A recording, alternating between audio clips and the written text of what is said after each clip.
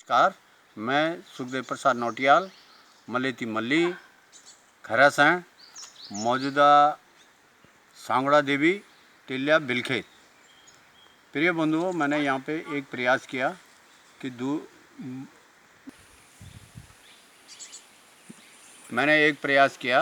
खेत खलिहान के लिए, जो कि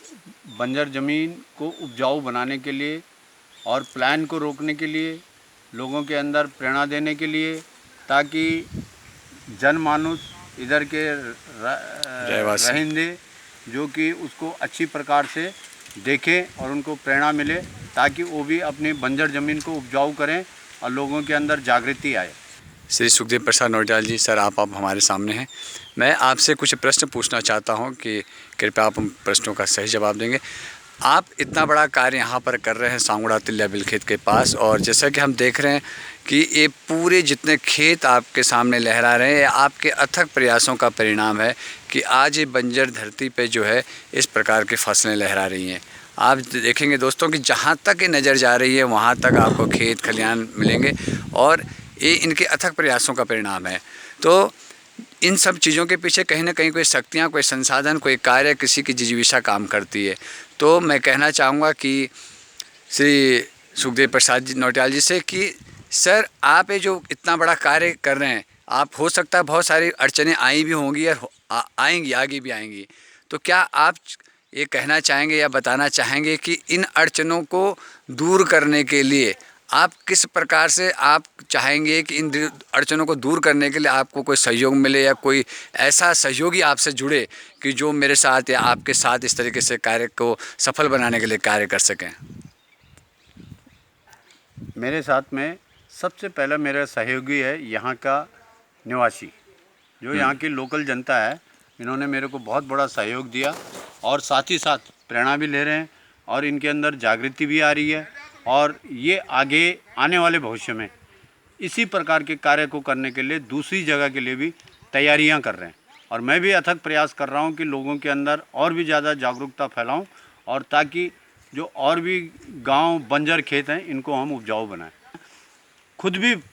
इसको करने के लिए, आगे बढ़ाने के लिए आने वाले समय में यहाँ के स्थानीय लोग, हाँ, यहाँ के स्थानीय लोग आने वाले समय में जो कि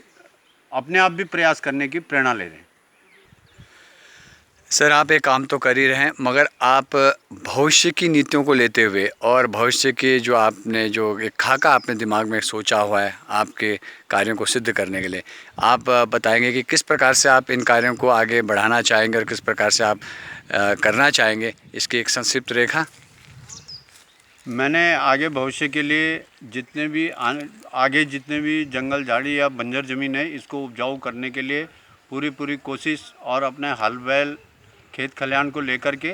और आगे आने वाले भविष्य में मेरा खुद का प्लान है कि गौशाला तैयार है, मैं अच्छी नस्ल की गाय लाऊं, अच्छे दूध उत्पादन करूं। हाँ, गौशाला में अच्छी नस्ल की गायों को ला करके अच्छे दूध का उत्पादन करूं, अच्छे बछड़ों का उत्पादन करूं, ताकि स्थानीय गायों में, पशुओं में उत्पादन के लिए और नस्ल को चेंज करें, जिससे कि लोग कम से कम परिश्रम से अच्छा से अच्छा दूध उत्पादन करें और अपने आजीविका को, अपने भविष्य के लिए, अपने रोज़गार को बढ़ाएं। मित्रों, ये पूरे खेत जिस प्रकार से आप लहलाते हुए खेत आप सामने देख रहे हैं, आप इससे अंदाज़ा लगा सकते हैं कि ये कितनी मेहनत और कितने अथक प्रयासों का परिणाम है। जी हाँ, और ये जहाँ तक आपको दूर तक आपके नज़र दौड़ाएंगे आप, तो आपको जितनी भी ज़मीन यहाँ पर दिखेगी, और इसके पीछे भी जो ज़मीन है जो अभी थोड़ा बंजर है, आप देख सकते हैं कैमरे पे, इनका ये प्रयास है कि तमाम ये जंगली झाड़ियाँ इनको काट कर और इनको उपजाऊ लायक बनाया जाए। आपके निर्माण कार्य आप देखेंगे तो एक गौशाला है जो यहाँ पे अभी निर्माणाधीन है, और फिर भी काफ़ी स्तर तक इसका काम पूर्ण हो चुका है।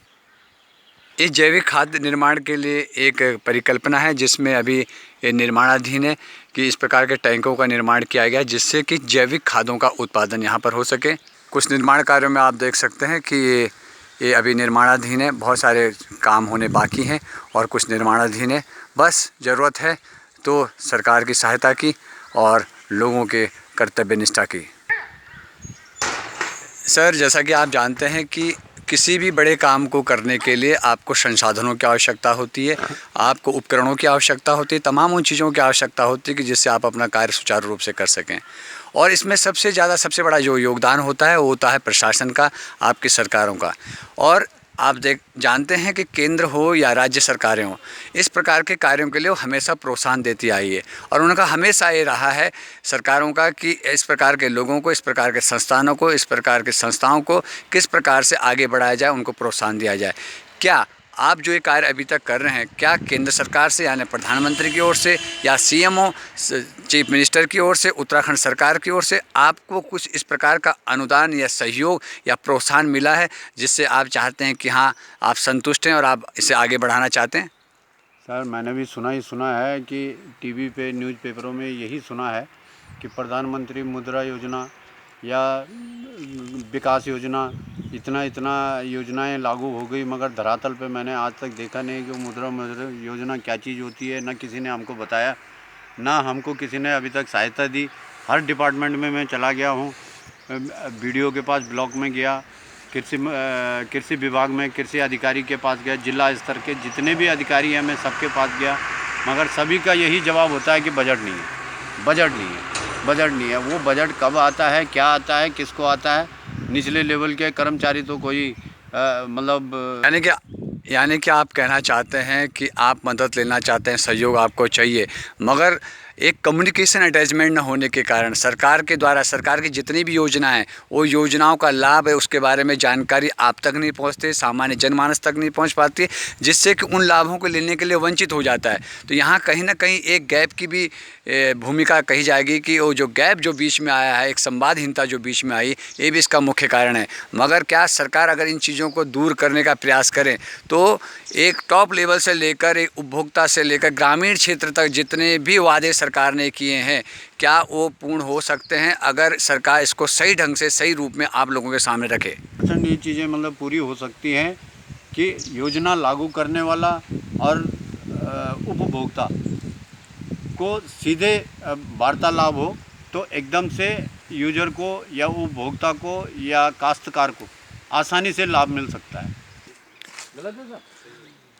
तो मित्रों, आप जैसा देख रहे हैं कि एक खेत और एक खलियान ये आसानी से नहीं बल्कि किसी की मेहनत का नतीजा है, कृषकों की मेहनत का नतीजा है, काश्तकारों की मेहनत का नतीजा है। और ऐसे ही हमारे श्री नौटियाल जी ने प्रयास यहाँ पर किया है, तो निश्चित तौर पे आंखें खुलाने के लिए काफ़ी है, प्रशासन के लिए, शासन के लिए, सरकारों के लिए, केंद्र सरकारों के लिए। अगर उत्तराखंड का पलायन हमें रोकना है तो इसकी तरफ हमें देखना होगा, अन्यथा ये बातें फिर वही हवाई हो जाएंगी कि जैसे पिछली सरकारों में हुआ है वो अगले की सरकारों में होगा और आने वाली सरकारों में भी होगा, और जिससे जनता का विश्वास सरकार से, प्रशासन से धीरे धीरे उठ जाएगा। मैं संजय बलोदी प्रखर आप सभी लोगों का एक बार तिल्या मिल के सांगुड़ा से स्वागत करता हूँ और धन्यवाद करता हूँ।